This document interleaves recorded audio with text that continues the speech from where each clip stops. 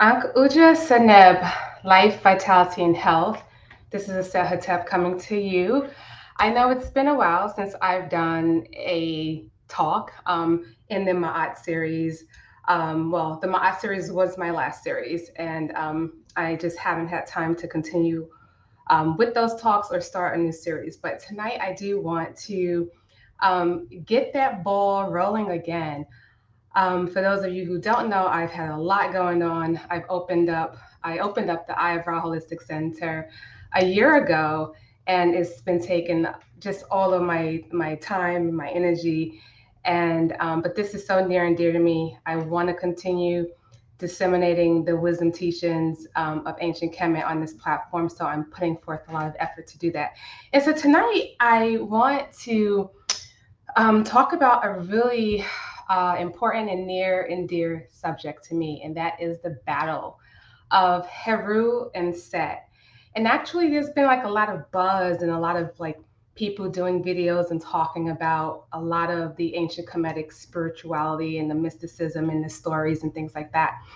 And I've seen some of them, and I've seen some comments. And actually, there was a couple of comments out there that really motivated me to do this show to bring some more light to the subject matter.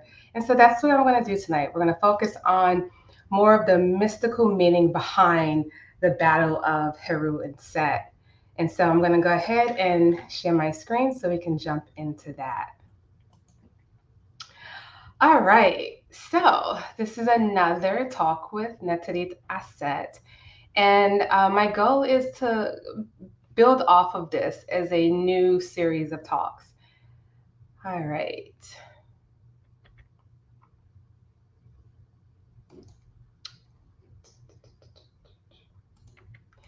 All right. So the battle of Set and Heru within. So we're going to focus on looking at this from a Kemetic perspective and peeling back some of the layers of the mysticism so that we can see how this story, this battle, this theme actually is referenced within the battle within. So we want to be able to take this construct, right? Some call it a myth, um, and of ancient Kemet, and we want to see how we can apply it and how we can make it practical.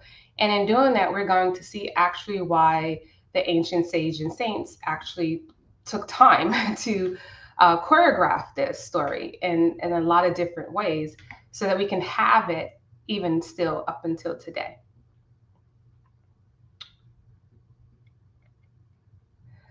All right, so the Kemetic constructs of Sma Taiwi. And so that is the term, right, that we're going to be focusing on in relation to this battle between Heru and Set. And so you see this image here. Well, we'll see this image on the other screen. I'm kind of like blocking some of it.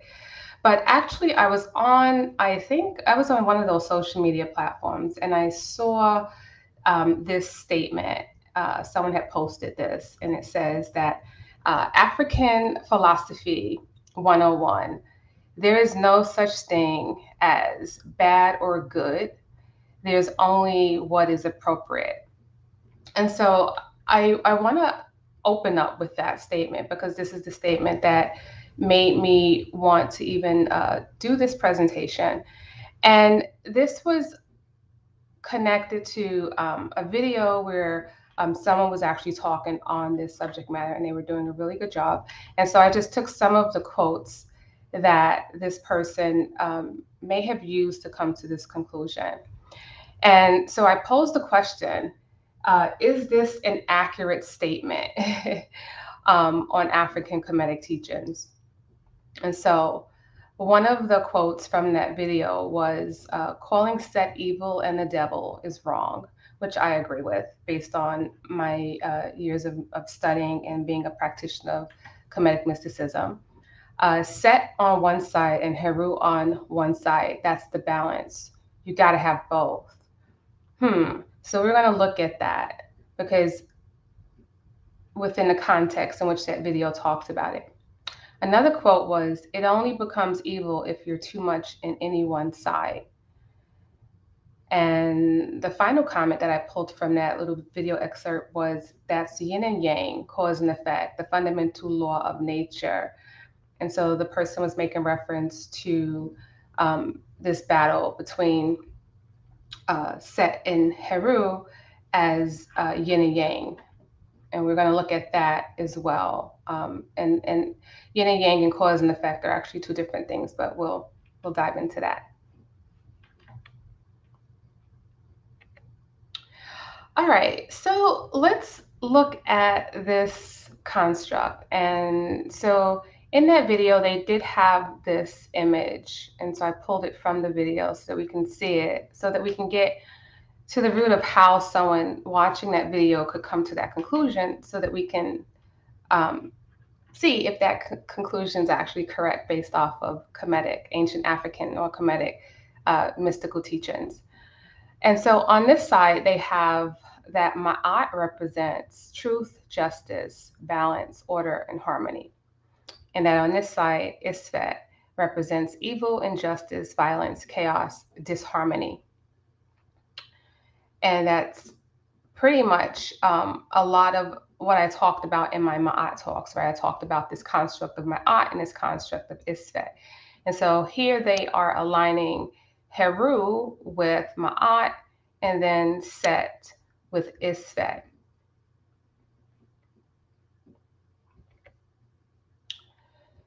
So this is a demonstration of Set being on one side and Heru on the other side.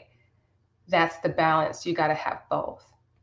So the question becomes, how do we balance Ma'at and Isfet if this is how they're being defined? If we're defining Heru and Set as falling under these two categories, how would one balance that in time and space, right? How do we balance going from being just, being balanced, being in harmony, being in truth and order, and then balancing that with evil, injustice, violence, chaos, and all of the negative things that lead to dissolution. The other quote was, "It only becomes evil if you're too much in any one side." And so that's another key component. So like, if I'm too good, if I'm too much in balance or just, does that make me evil based on this concept? Or if I'm leaning on the other side. And so we're going to look at this whole construct from a different set of lenses so that we can understand it from a different platform. Because we know that obviously our ancestors were not telling us, the Kemetic ancestors weren't telling us to balance evil and righteousness, or unrighteousness and righteousness within the personality, because that doesn't even make sense.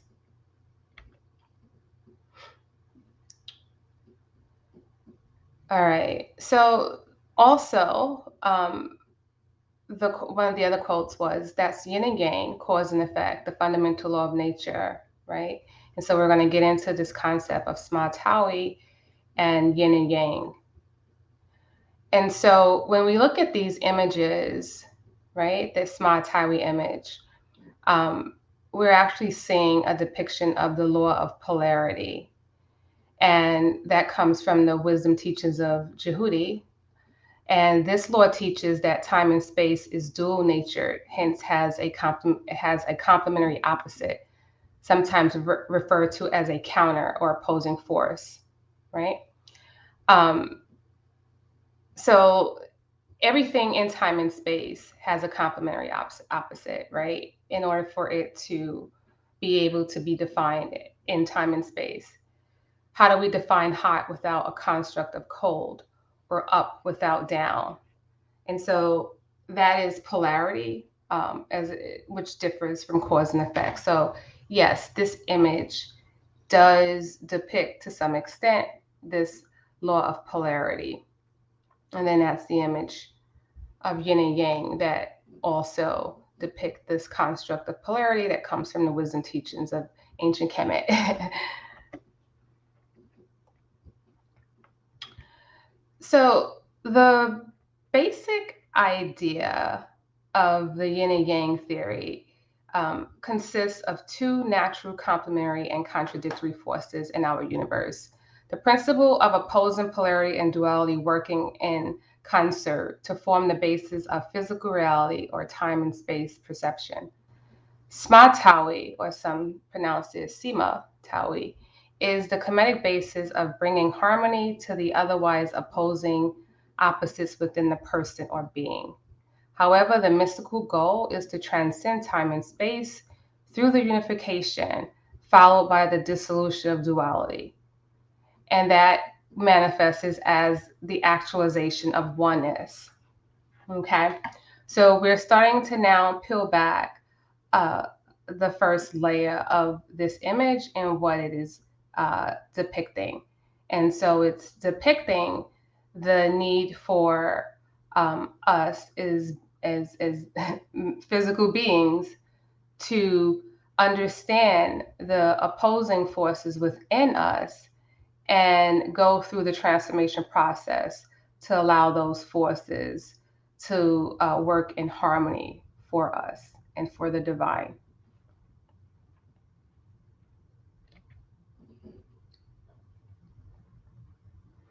All right, so now we're going to jump into this construct of Sma-Tawi or Sima-Tawi. And it means the union of the two lands. And so when we think about ancient Kemet, there's reference constantly being made to Upper Kemet and Lower Kemet. And so that's what we're talking about when we say the union of the two lands. And so from a very practical, mundane standpoint, that's what the term means, the union of Upper Kemet and Lower Kemet. However, it has a mystical component to it as well. The mundane aspect of it is just to allow us to have something to mentally grasp so that the metaphysical aspect of it can be understood.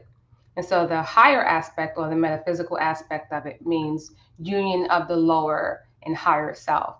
And so we want to understand what that entails, what is the lower self and what is the higher self within this context, so that we can know what unifying them would look like.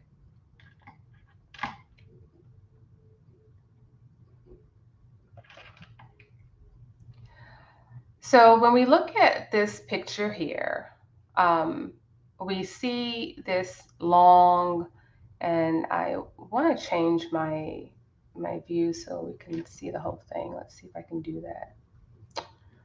I can't do that without stopping everything. All right, so all right, so we can see it here. It's the trachea, all right? And that at the bottom of it, there's the lungs. So let me stop sharing and then go back and change this view. Hold on.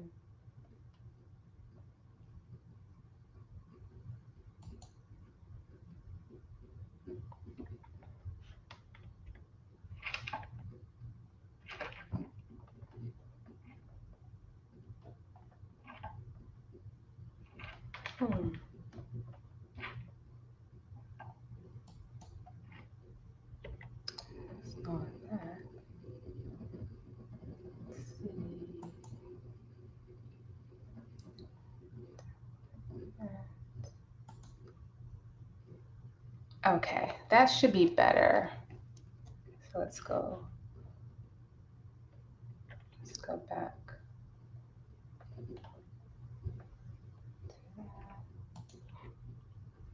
Okay, there we go. All right. So now we can see it, right? So we see the trachea and then we see the lungs, right? And we see Set on one side and Heru on the other, and together they are tying the knot. And they're tying the lotus and a papyrus plant, which symbolize the lotus symbolizing upper Kemet or the higher self, and a papyrus symbolizing lower Kemet or the lower self. And so together in unification, they are tying this knot. And so the Sima symbol or the Sma symbol is this trachea with the lungs. And it is symbolic of unification or to yoke, and it's been said that that is where the construct of yoga actually comes from. It comes from this more ancient construct called Sma or Sima. And so, why the trachea and the lungs, right? Why is this a part of this image of unification of the higher and lower self? Um, and I have here, there's a mystical symbolism, right? Assertion. It's asserting the role that having power over the breath includes formal and informal and formal meditation. It has in carrying out the unison of the lower and higher self. And so, what are we saying here, right? So, we have that mystical component, right? That little crumb to let us know that a part of the process of being able to unify the upper and lower self, right? The higher self and lower self will involve knowing how to become a good and well learned uh, uh, person who can meditate or a meditator. And that requires power over the breath. And I do teach a meditation class, and in that class, actually, it's called Meditation One Power of the Breath, and we go into that. And so there is that implication there in this symbol showing that a part of the work that we will engage in when we are becoming, when we are unifying the upper and lower self, will be meditating, which will require, like I said, mastery of the breath.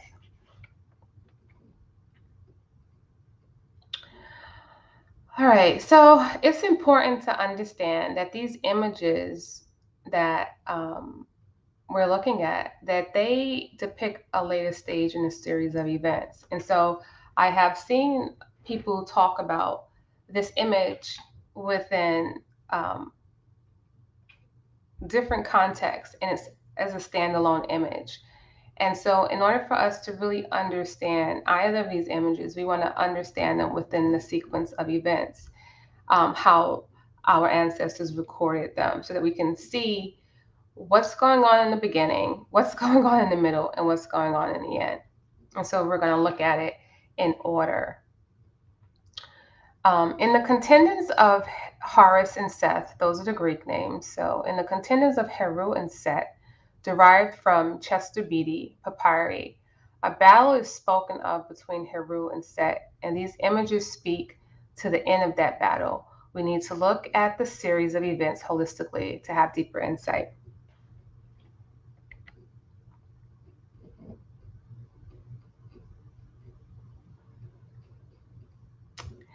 All right, and so the Temple of Heru or Edfu in Kemet depicts a battle scene. I believe it's like on the back wall. I can't remember exactly where. I think it's when you go in and it's towards the back.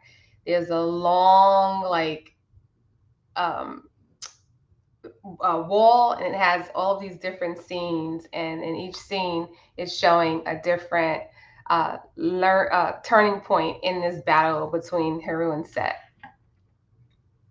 And so that is one of the places where we extrapolate this story to get a better understanding of what's going on. And so there's different phases of the battle. And in phase one, you will see Heru and Set both occupying the same space, right? But one head is going one way and the other head is going the other way. One hand is going one way and the other hand is going the other way, right? That's the first phase. And then the second phase is when the battle ensues. And so this becomes a problem. Phase one becomes a problem, and then a battle must take place. And then after that battle goes on for some time, Heru eventually wins and defeats Set, and that's the third phase. There's other phases we'll get to, but these are the three primary phases, right? So the beginning, the middle, and the end.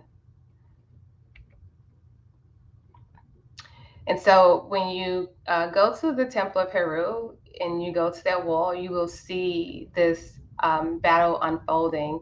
And so this is one image. And in this image, you see Heru, and he's standing on top of the hippo. And the hippo represents Set, and he's harpooning Set. And behind him, he has the guidance and wisdom of, of one of the Netru, and it is Aset. And in each scene, you see each time he strikes Set in one of his beast form, he has the guidance and instruction, the wisdom, teachings being imparted into him by different Netru, respectively. And so in this scene, Set is symbolized as the hippo. And you can see Heru here is still a child.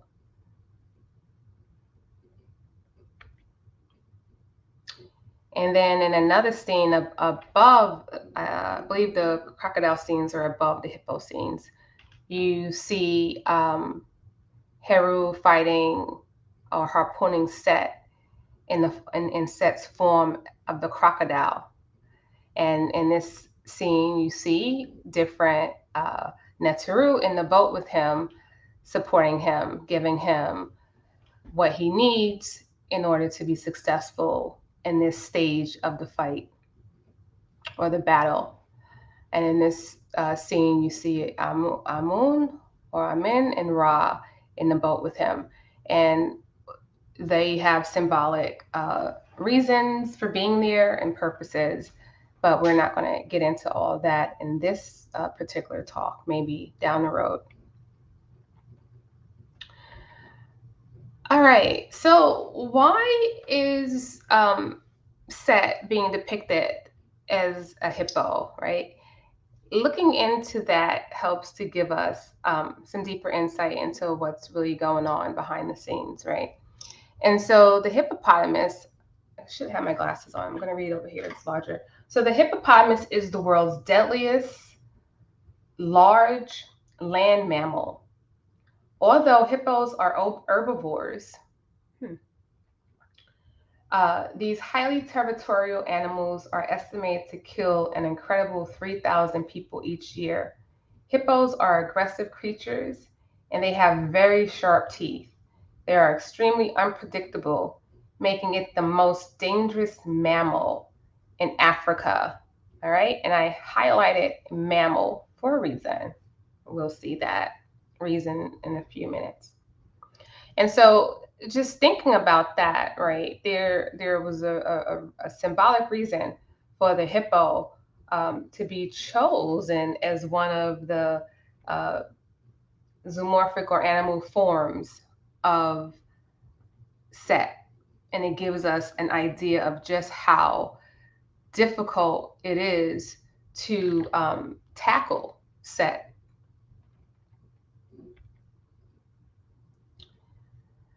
The other symbolic depiction of Set was the crocodile. And the crocodile is the most dangerous reptile, right, in Africa. The Nile crocodile is known for its aggressive nature and is the crocodile species involved in most failed attacks on humans, killing an estimated 300 people every year. In Kemet, it was also a symbol of wrath and rage. So here you have it, right? So now you see one of the most other deadliest and vicious animals in Kemet. And this time it's a reptile being depicted as a symbol for the representation of Set. Both of these extremely powerful and deadly water land creatures symbolize the advantage that Set has over Heru in this physical realm that he governs.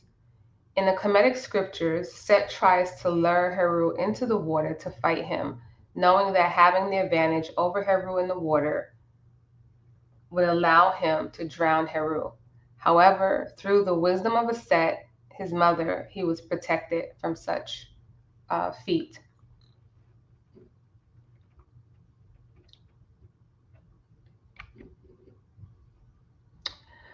All right. So, what is the theme of this battle? Like, why is there a battle even going on? Right. We've already seen some of the attributes assigned to Set, so we know that Set is definitely a major contender, a force to be reckoned with.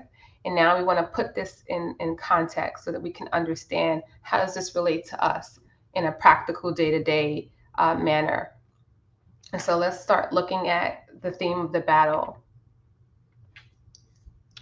The purpose of all human life is to achieve a state of consciousness apart from bodily concerns, right? That's extremely important because that comes right out of Kemetic scripture.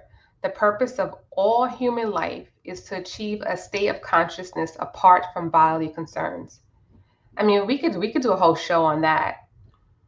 A lot of people are trying to figure out what is the purpose of life? What is the purpose of life? What is the purpose of life? Like, why am I here? Why am I here? And right here, we have in no uncertain terms that the purpose of all human life is to eventually achieve a state of consciousness apart from bodily concerns. And we're going to see how that becomes a conflict based on what Set governs and what Heru governs organically. Men and women are to become divine life through a life of virtue and the cultivation of the spirit through scientific knowledge, practice, and bodily discipline, right? So here we another charge that we have been given from the ageless and wise sages of ancient Kemet. And I'm going to read again. Men and women are to become divine like. And we're going to look at what divine like means. And we're also going to look at what bodily concerns they're making reference to. So men and women are to become divine light through a life of virtue and the cultivation of the spirit, right? Or the soul, the Heru part of the being, through scientific knowledge, practice, and bodily discipline. However, we have a dilemma, right? There's a problem. There's an internal battle going on. And so without the proper tools and the proper desire, most people will not engage in the work that is required in order for them to achieve a state of consciousness apart from bodily concerns or become divine like through a life of virtue and the cultivation of the spirit. But the formula is there, the rubric is there for those of us that want it. All right, so when we look at the source of conflict, we want to dive into the contenders, right? And we know that that is Heru and Set. And so when we look at them, and again, we're doing surface level peeling back to bring it home and make it very practical. So when we look at the contenders, we see that we have Set on the bottom. So Set will always represent lower Kemet or the lower self. And what are we talking about? Set governs the bodily concerns. Set governs the need to survive. Set governs experience, the need to experience pleasure, right? And when we are trying to experience pleasure, we are typically also trying to avoid pain. And a lot of people spend a lot of time and money and energy trying to experience pleasure and avoid pain. And that is a major attribute of the lower self, the Setine aspect of the personality. However, we can't get there, right? We can't begin doing that if we have survival issues. So, first and foremost, people will always focus their time and energy on survival. And when that is at a place where they have extra time on their hands, then they will exert time and energy on trying to enjoy life, right? Based on how they've been programmed to enjoy life and experience pleasure. And then the third aspect of the ego personality or the Setine personality, I'm jumping the gun, is to exert itself, right? To will itself and exert its desires um, throughout time and space.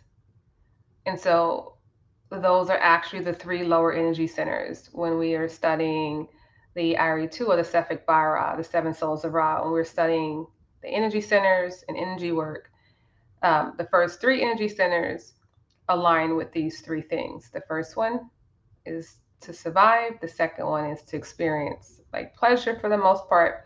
And then the third is to exert one's power and will throughout time and space. And that again is very surface level. All right, we can talk about that in greater detail. Um, and then we have, right, the desire. The desire is actually the thing that kind of like separates the two, right? It's smack in the center. It is aligned with the heart energy center. And again, this is within the context of what I'm talking about. So we're not talking about the totality of what these energy centers govern. We're talking about within the context that I'm discussing this dilemma. Okay. And so if one's desires are purified and they desire to evolve beyond these three uh, distractions or these three focal points, then they will start to desire something higher in life. And then that will begin to awaken them up. And then that battle will begin to ensue, right? Until that happens, Set for the most part is running the show, right? Because this is Set's domain, right? And Set is an aspect of you. And again, we're going to dive into that some more.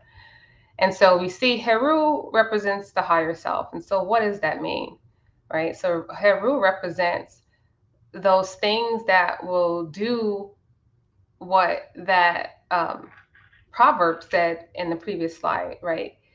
Help you overcome worrying about bodily concerns, right? These things encapsulate that construct of bodily concerns and becoming divine-like.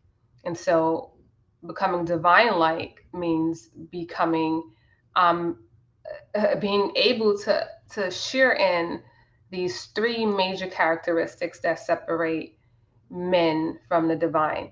And that's being omnipresent, right? Realizing that we have a cosmic consciousness, realizing that we are all essentially one. We have this individualized aspect, but behind all of that, we are all essentially one. And it's not just a construct we're talking about being able to actualize that. That's being omnipresent. And then we have omnipotence, right? All powerful. And then we have omniscience, all knowing.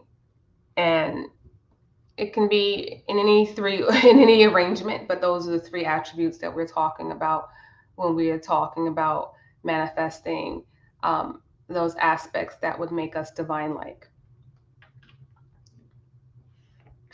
Also, I have the arrow pointing to the tails so that you can see that they have two different types of tails. And so Heru has the tail of the bull, and Set has the tail of another animal, which we'll get into. I just wanted you to see that because, some people think that this was like costume play and it was juvenile. It was not. It was highly well developed and highly evolved. The way in which the ancient Kamau were able to encapsulate so much meaning and so many layers in an image was amazing. It literally encapsulates mystical teachings, and when you learn and study and have the ability to see what all these images represent and then pick up on the vibrational frequency, it is transformative. So it's definitely not what some people paint it out to be, which is like character dressing and in ways to convey something to the illiterate people and things like that. This was not that. This was the manifestation of truly understanding the creator through the manifestation of nature.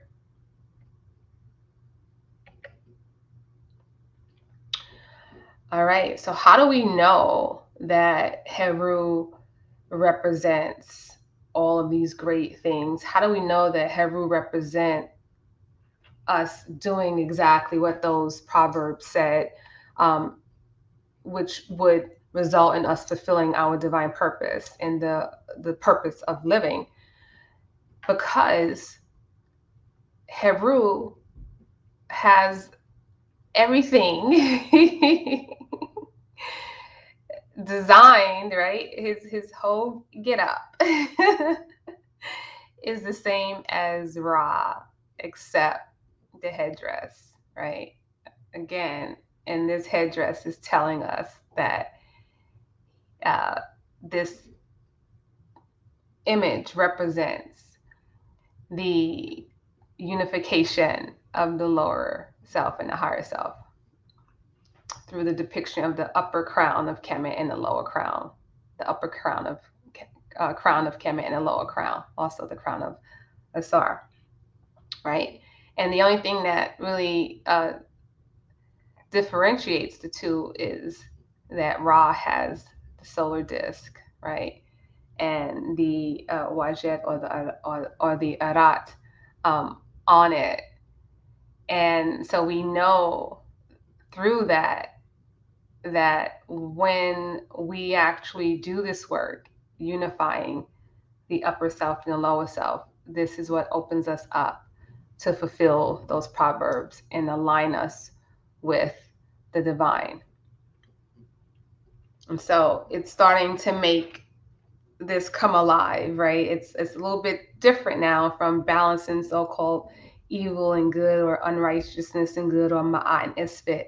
That's not what this is about. It is not about balancing those aspects at all. All right, so let's start digging in a little bit and look more at just how fascinating, you know, these images are. And so different people think, different things about this image, right? I've heard and read some people referring to it as a donkey.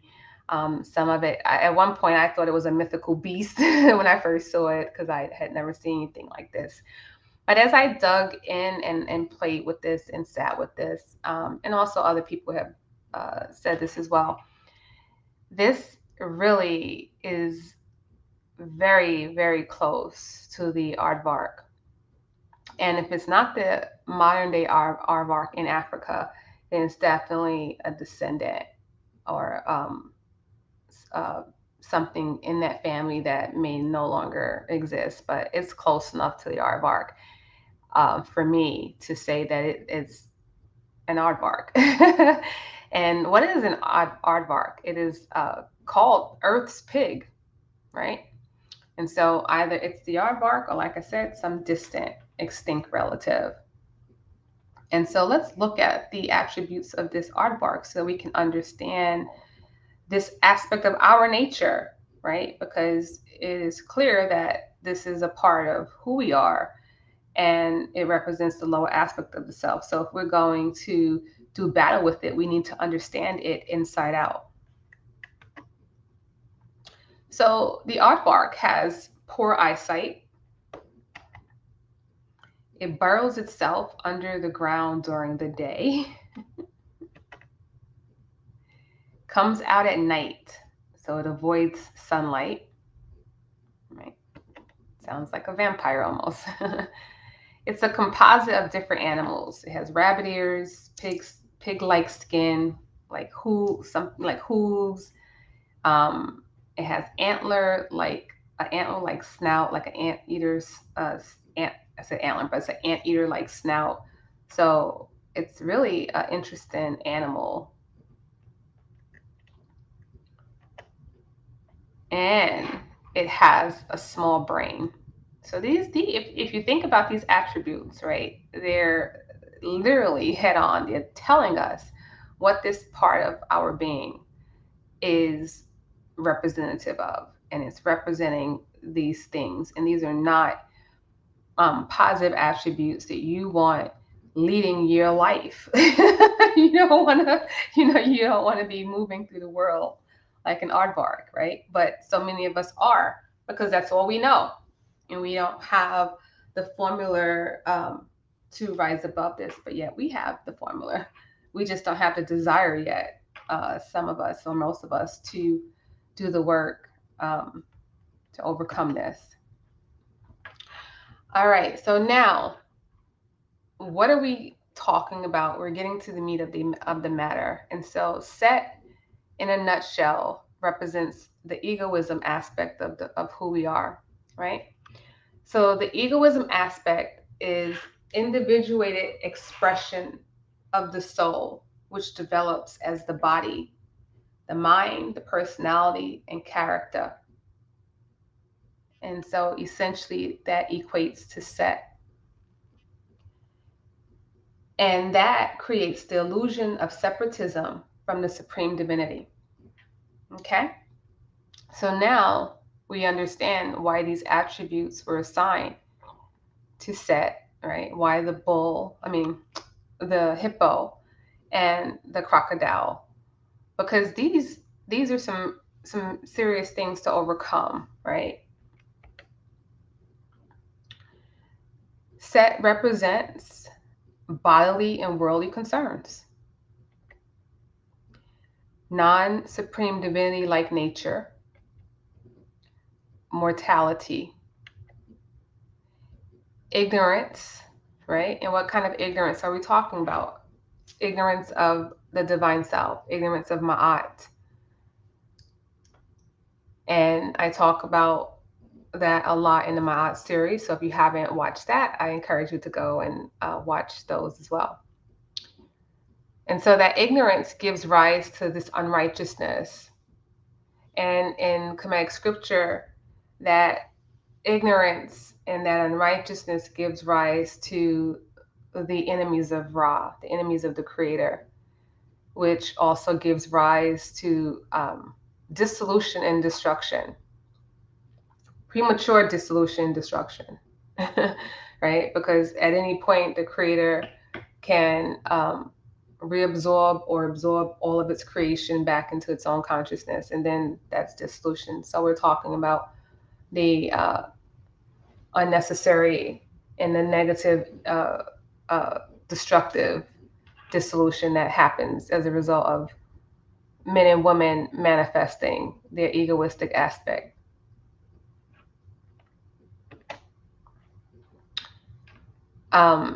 Set also represents the left brain, so left brain dominant.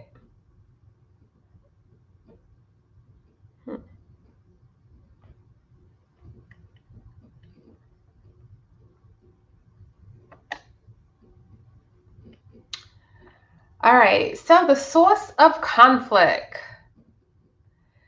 The contenders with Heru as well. I just realized I don't think this is streaming on YouTube. Oh, wow. Okay, I'll have to upload it later. All right. Um, all right, so contender number 2 is Heru, right? So we looked at Set. And Set is a composite expression of Heru nature, the composite expression of Heru nature, ruler of heaven. And I didn't talk about that on the other one. So Set is actually considered the ruler of earth, and Heru is considered the ruler of heaven. So I forgot to mention that on the other one. I just got distracted because I just realized that we are not on, that we are not streaming live on YouTube. Oh, okay. Anyway.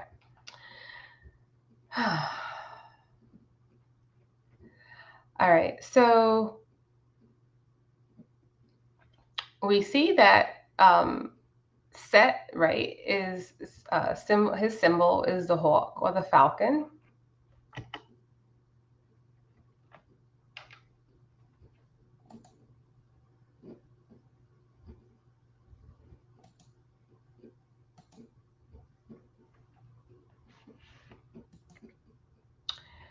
And one of the attributes of the hawk or the falcon is that it has keen eyesight, It actually has one of the best visions in the animal kingdom. So it has great eyesight as opposed to the aardvark, which has poor eyesight. It has very sharp focus. It has a high avian IQ. It's considered one of the most intelligent birds. It has multiple vision, right? Instead of uh, um, tunnel vision. It's a diurnal animal, which means it hunts only in broad daylight, right? As opposed to the opposite of it, which the aardvark does, right? Comes out at night. It can look directly at the sun. Has eyelids that move from side to side and is partially translucent, allowing them to see through it while still enjoying its protection. Wow. Okay, we starting to see the picture of why the hawk was used to represent the higher self. All right, so we know that the lower self or set represents the ego self. And so now we go in. Heru represents the soul aspect, right? And that is an emanated portion of the divine essence of the supreme divinity, right? Heru. What am I talking about? So the soul aspect of who we are, or the higher self, is an extension. It's a projection of the supreme divinity into time and space. And so the physical body, the ego personality, all of that is like a byproduct in order for the creator to have experience in time and space, but it is not the totality of that expression, right? That expression also is an extension or an emanation from source, from the creator itself. However, if we do not go through the necessary process, right, to unveil that, then we move through time and space believing that we are just the ego self or the ego personality, independent of the soul self. And so Heru also represents higher consciousness, the supreme divinity like nature, immortality, righteousness. And it has the tail of the bull, which symbolizes virility and strength. And so when we talk about divine virility, we're not talking about, procreating other men and women. We're talking about the ability to give forth life, right? On the highest level, right? It's the power, the giver of true life, the resurrection, right, of the divine self and strength. And I didn't point it out, but in the other picture, Set just has the tail of an aardvark. All right, so now we're seeing what we're dealing with, right? And so, although some people believe that there was no concept of evil in Kemet spirituality, or that it varied from Western constructs, it has also been said in Britain that the same holds true for other African tradition religions in general. I think that's kind of like what that opening statement was saying, that there was no concept of good or bad, just what's appropriate. And I posed the question, is that true? And so we're pulling back these teachings to see if that's actually true. And we can look at these glyphs and see that it's actually not true. So is this true, or is it a matter of semantics or misunderstanding? So evil, let's look at evil based on this Western construct. Profoundly immoral and wicked. Profound immorality and wickedness, especially when regarded as a supernatural force. Harmful, detrimental, evil laws, right? An example of that is evil laws. The force in nature that governs and gives rise to wickedness in this construct of sin, which we call an Maat, right? Not Ma'at. It's another meaning is the wicked or immoral part of someone or something. For example, the evil in his nature has destroyed the good. And that's from dictionary.com. And when we look at Kemetic iconography, we see that they do have constructs that when you look, when you look at some of the glyphs, you can see that they're talking about this energy that would be categorized as evil. And so we have Gama, and we see in these glyphs actually the person taking an axe to their head. So we know, we know, right? In no uncertain terms, we're talking about something that is foul, something that is definitely um, unrighteous and definitely not good and potentially evil. We also have to toot or tuit, tuiti.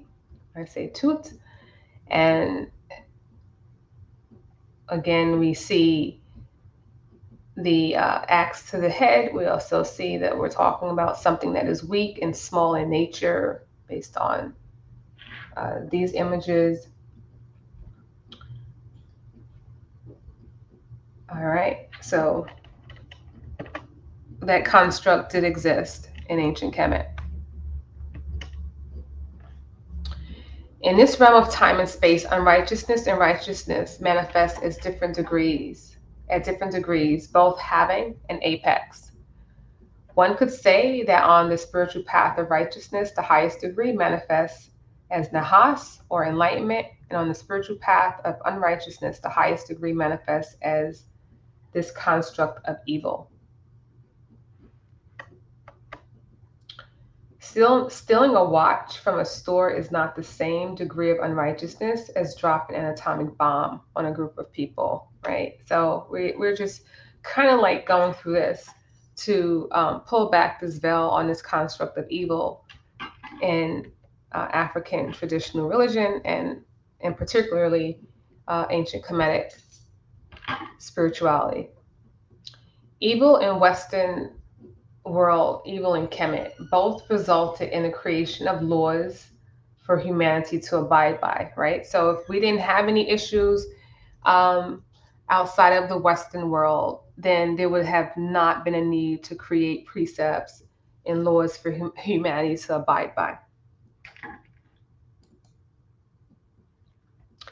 Evil in the world is the byproduct of men and women living in opposition to the Creator and divine order as a result of living outside of his or her divine self.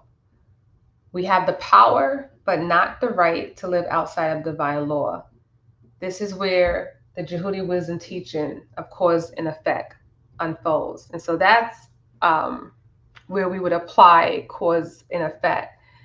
Because when we study the teachings of Ma'at and the teachings of Jehudi, we learn that the unrighteousness in the world, the suffering in the world, is a direct result from men and women not understanding the true purpose, right? Which we talked about in those Kemetic proverbs, and how to ascertain that, how to allow that to unfold within their being, and by extension, the world. And so, most of the suffering in the world is a direct result from men and women living outside of their divine self. So sometimes people make comments like, well, God must be evil if everything is God. Um, However, we need to understand that evil manifests as a result of people not understanding how to be in divine alignment with the Creator.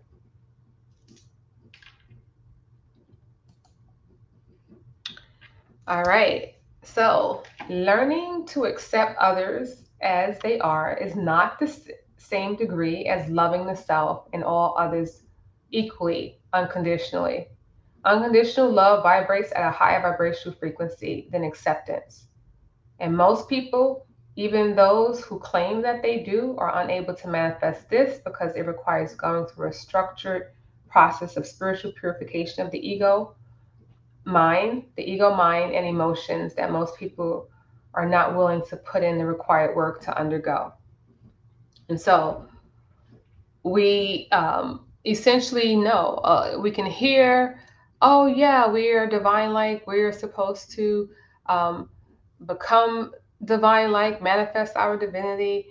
But when we really get to the meat of the matter, that ego aspect of the personality um, will deem that unpleasurable if it's not reprogrammed to see that that is actually the most pleasurable uh, path in life. And so um, when we think about this construct of self-love and oneness and things like that, we have to realize that accepting other people and accepting ourselves, right, is one thing, but learning to love everyone unconditionally, it doesn't mean we're all going to get along. It doesn't mean we're not going to have conflict. But at the core, we see and understand that we are all a part of the same cloth, right? This divine cloth, just vibrating at different frequencies. And we deal with one another accordingly. But we want to get past this illusion of separatism, right? That's a part of this work of unifying the upper and lower self. And so I have here these images of, the KKK doing what they do. And here I put a cultural paradigm founded upon extreme unrighteousness, evil, right? So we are living in a cultural paradigm that has been spreading across the globe, right? So this culture is becoming the dominant culture throughout the world. And yet it's a culture that was based and founded upon um, extreme unrighteousness, which would be classified as evil. And so therefore this cultural paradigm within it, right, it gives rise to more unrighteousness, more evil in the world, because it is founded on Maat, it is founded upon Isfet, chaos, and it feeds the Set aspect of the personality as opposed to the soul aspect. So Set gets fat in this cultural paradigm, and Heru gets starved out. So hopefully by now we're getting a clearer understanding of this construct of Set. And so now, is Set considered evil? Right? Is the ego personality considered evil? Set is the ego personality, that part of us that creates individuality and designed to govern our worldly experiences. When it is ignorant of the higher self, the soul expression of source, it can manifest evil as a result of opposing divine nature in Maat, right? So the ego aspect of the being is not innately evil, right? It is not the epitome of evil. However, when it goes unchecked and it's not being governed by the higher self, by Heru, then it definitely will begin to manifest unrighteousness and evil types of behaviors and acts. However, when purified of its ignorance, of its need to be governed by higher consciousness, it becomes a complementary force to divine nature in Ma'at, right? So once the ego comes to the understanding that, whoa, I actually need guidance from the higher self. I need to relinquish this power over this physical realm, over this body, and get guidance from this higher self, because this higher self is that direct connection to source, to the creator.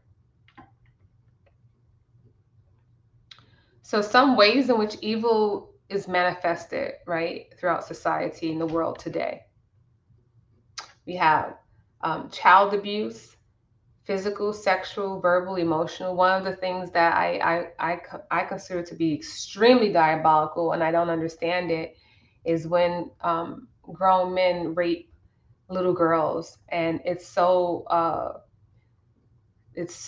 degraded now. I've seen articles where grown men were raping babies now, 2 year olds and things like that, and my mind personally can't even understand it or fathom it, but that is definitely evil, right? I think we are so beyond what is appropriate and inappropriate. There are some things that will just have to be classified as evil, um, because it's at that far end of the negative spectrum. Um, and that to me is one of them. I don't understand what is going on with a person. So that ego personality um, is definitely manifesting evil, right? When it somehow comes to the conclusion that it can find pleasure in hurting someone else, or raping a baby or a child, that is definitely evil. Polluting food and water, right? This is how evil begins to manifest. When you look and see how many people are starving and dying of starvation, and then you see how water and food is being polluted due to greed, right? As a side effect of capitalism, you have to say, yeah, this is some evil manifestation as a result, again, of the ego personality not being checked and not being interested in being in divine alignment. Murder, serial killings, right? Rape, conjuring up evil spirits, right? And witchcraft, negative witchcraft. There are people who are literally doing stuff like this to try to control the masses, to control um, other people, to take things from other people, right? All of these things can be classified as evil and unrighteous. Destruction of the planet, definitely, right? Enslavement, wars, disease, etc. So, are these things inherent to us? Are these things, manifestations of the divine? These are manifestations of men and women not being in alignment with the divine. And only men and women can create these atrocities, right? You don't see animals doing these things because animals are naturally, they're forced to live in divine alignment. They have no choice but to pretty much be in alignment with their nature, the animal nature. And however, we, right, being above animals, we have a choice to be in alignment with our animal nature or our divine nature. And Set represents that lower animal nature, the reptilian, right, brain. All right. So once Set is defeated, right? Let's go back to that scene really fast, right? So now Set is being defeated, right? Heru has wings, and when he has wings, it's symbolic that he is in his victorious state as Hedekahuti, right, or Behudet, and now he is victorious, and so that is a representation of the person when they have done the spiritual work, right? They have listened to the teachings, they've sat at the feet of a teacher and sages, and they got everything that they needed to begin to feed their soul and strengthen their soul so that their soul can do battle against their lower nature and eventually subdue it. We don't kill it, right? You don't see him killing Set, he's subduing Set. And Set has to say, okay, okay, I surrender.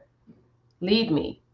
And that's what we are looking to do within the personality. We are looking to do what's necessary to bring elevation to the higher self, to strengthen it so that it can have power over the lower self, to subdue it, right? To subdue the ego personality.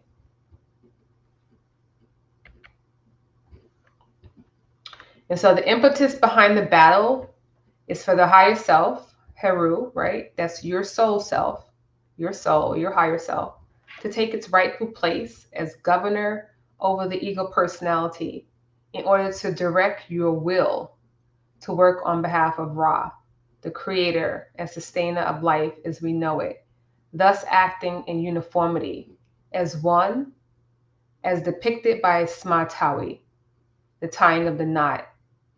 This is very different from the erroneous construct of balance and righteousness and unrighteousness, right? So balance and act is not what we're doing. We're doing a unification.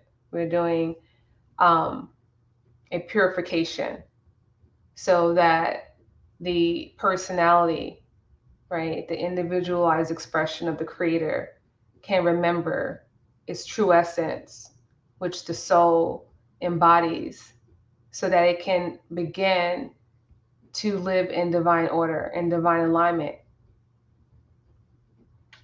so that the person can become divine like, Ra like. And so you see in this picture, right, now the battle is over and there's a truce. They've tied the knot. They're working together. Okay, so now the soul and the personality are in harmony and they're working together to do what? Right? To offer the higher self, right? To the divine, to Ra. And you see Heru is now sitting on the throne, and the throne, we're not going to get into that symbolism, but he's offering the upper crown, the crown of his father, um, Asar.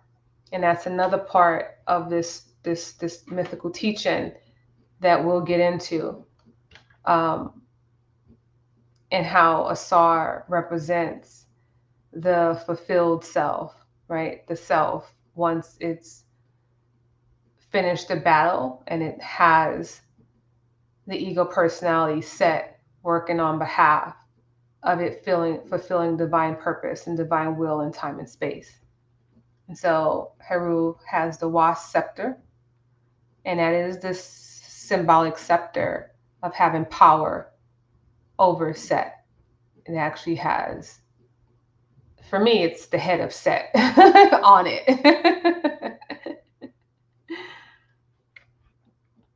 And it's interesting because they used that in the movie The Aliens. That was kind of like the look that they gave the alien. And they also gave the Predator, right? When in Alien versus Predator, they gave them a different look, right? Anyway, I digress.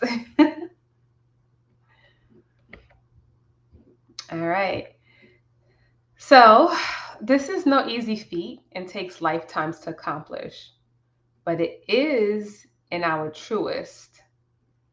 But it is it should be in our truest nature to do so, right? So once the desire is there to make this happen, first the information has to be available. First, people have to understand the true purpose of life, right? Which is why I talked about those proverbs. And then choose. That's how we differ from animals. The creator gives us the choice, right? Then we have to choose. What do we desire? Do we desire to keep playing these games with Set in time and space? Or do we desire to put ourselves in a position where we can have the ego personality under the command of the higher self, so that we can live more virtuous, prosperous, harmonious, joyful lives, right? Enjoying things that are in divine in nature, right? Not enjoying raping someone, but enjoying perhaps making love to your spouse, or meditating, right? That's the rightful enjoyment of life versus wrong enjoyment of life.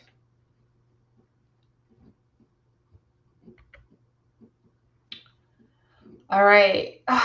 So the creator needs me in order to come into the world. Fulfilling the creator's need is the highest act of love, and only through my love for the creator can I fulfill my love for others. I am the love of the creator in the world for the protection of the world. Meadow Netter Volume 3 by Ra and Nefer Amen. And I love this. I use it often because, we spend so much time um, fantasizing about this love construct, and all of that. Or I just want somebody to love me. And we don't even understand what that really means and what it entails. And I love this because it tells you what the highest act of love is. The highest act of love is doing this spiritual work, right? Cultivating the ego personality, cultivating the higher self so that it can be in divine alignment, so that the creator can manifest divine will and purpose through your incarnation, through your life. That's the greatest act of love, not just for the creator, but for the creator manifesting as everyone in your life, right? Everyone that you encounter, everyone that you touch. So I'm going to read that again. The creator needs me in order to come into the world. Fulfilling the creator's need is the highest act of love, and only through my love for the creator can I fulfill my love for others. I am the love of the creator in the world for the protection of the world. I love that so much. I mean, that is something worth just sitting with and pondering on.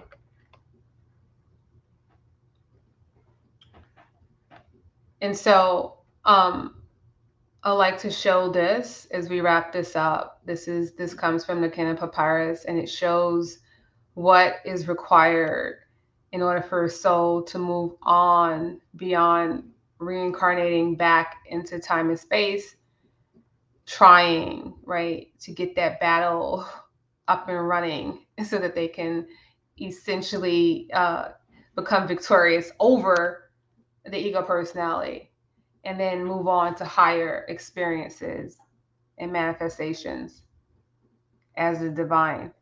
And it shows here that the person has to do the work, right, to subdue Set 1, 2, and 3, right? Move beyond focusing one's time and energy on survival, right? Pleasure and exerting oneself.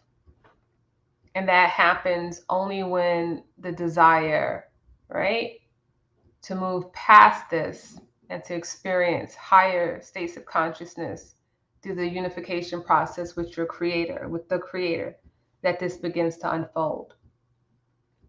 So I hear a lot of people telling me, I don't want to reincarnate. I'm not coming back here. I'm not coming back here. And I'm like, oh, you're not? Okay. So what formula are you using? What rubric are you using?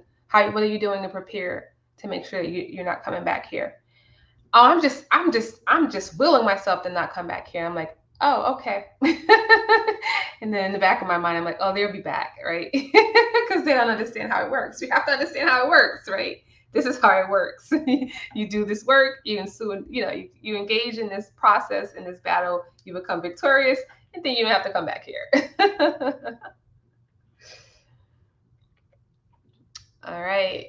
So up until that point, this is how we'll be walking around, having conflicting desires, right? On one hand, I may want to do some spiritual work, but I don't, because my ego personality is still in control of my will, right?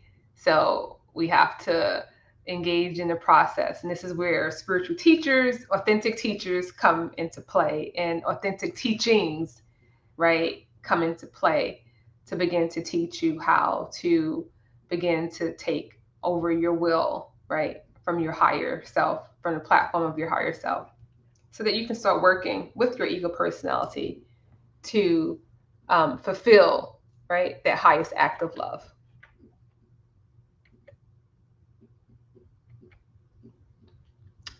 So that is the true meaning, right, of this depiction, right? It is showing the unification, the harmony, right, of the ego self and the soul self working in harmony, in unison, to restore the higher self, Asar, the divine self, the true self, the self that vibrates on the highest frequencies always, not just when the conditions are right, right? Because it is now vibrating in those higher levels of consciousness with the creator. And that is the essence of this battle and all these scenes when we look at them in a fuller context. And so let's look at the phases again. We have phase one, right? The conflict, both forces occupying the same space, but one having dominance over the other, right? Because Set, this is Set's realm. We read that, right? This is the purpose of the personality is to make sure you survive, is to help you have pleasure, is to help you exert power, right? But in what context? To what end? And that's where the soul, the higher self, comes in to inform you to what end and to what context, right? And then the battle ensues, and then you get all of the teachings that you need from your spiritual teachers and your guides, and you do the things that you're taught, you use the tools that you're given, and then eventually Set says, okay, I give in. I turn towards the soul for instruction.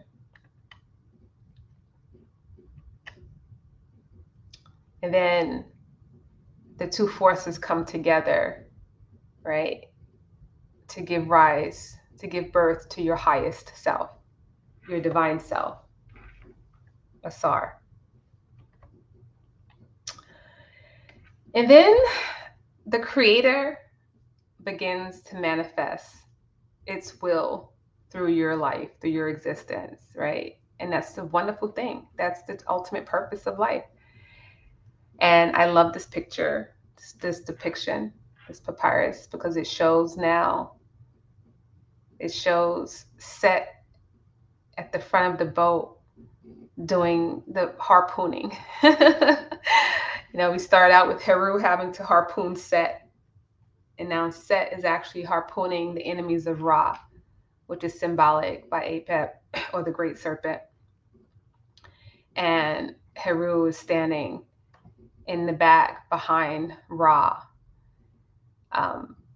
We're going to leave it as Heru, but it's also can be considered another aspect of Asar, but it's all synonymous to some extent, not totally, but to some extent. So we'll just leave it at that for now.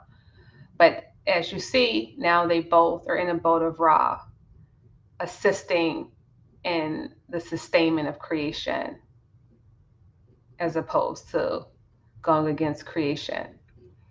All right. And so one of the symbols of the boat is forward movement, the forward movement of creation, progeny of life, right? Health of the planet, health of the people on the planet.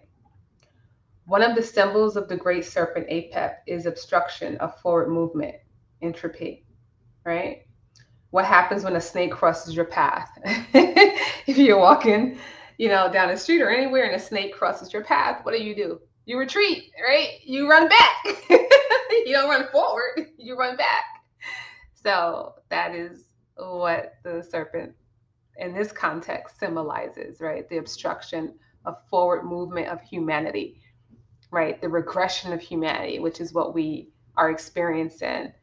The destruction of the planet, the destruction of food, of people, the ozone layer, the atmosphere, all those things are results of people not doing the work to get their ego personality in alignment with their soul self, to work on behalf of Ra, to work on behalf of sustaining life, joy, peace, and harmony on the planet. And in other realms as well. We're not going to talk about that. All right. And that is the end. So Dua Asar, Dua Asar, Dua Asar. I pray that this presentation inspires you in some kind of way and helps to give you some of what you need to do your battle, to do your work, to bring your higher self and lower self in harmony and in unison, so that the creator can manifest its will through your life. Dua Tara, Do it to Ra. Yes, do it to Ra. Yes, manifesting as the creator and sustainer of life.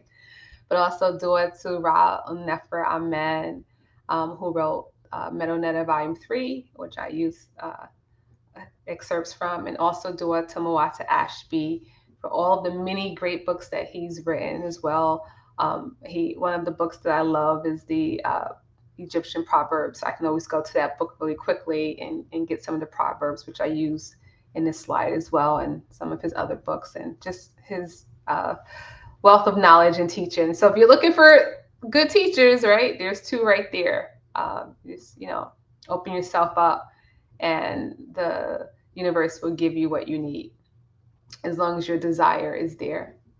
All right. Well, that concludes this presentation, and I am working on creating this work study. It's called Discovering the Path of Immortality through Heru Work Study. So if you want some assistance in doing this work, check us out.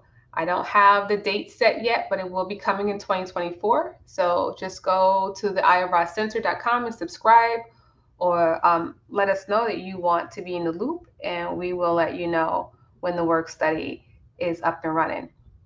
All right, Uncle Seneb, Life, Vitality, Health. Also, Mer, Divine Love, Aki, Divine Joy, and Hetep, Divine Peace.